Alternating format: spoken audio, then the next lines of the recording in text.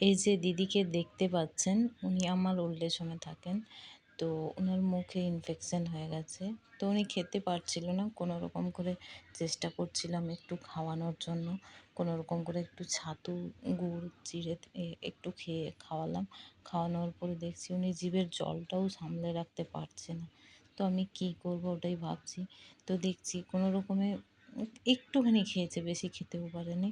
তো আমি একটু জল খাওয়াতে যাচ্ছিলাম। জল খাওয়ানোর পরে উনি জলটাও সামলে রাখতে পারছে না। উনার খুব কষ্ট হচ্ছে, একটু গায়ে জ্বর আসছে। তো আমি ওনাকে সেদিন সত্যিই শরীর খুব খারাপ হয়ে গেছিলো। ওনাকে হসপিটালাইজ করতে হলো। ঠিক, এই মানুষগুলোকে আমি আমার জীবনের চেয়েও বেশি ভালোবাসি। তো আমি চাই এই মানুষগুলোকে নিয়ে আমি আনন্দে হাসি ঠাট্টাতে যেন ভালো থাকি। তোমরা আমাকে আশীর্বাদ করো, তোমরা আমার পাশে থেকো।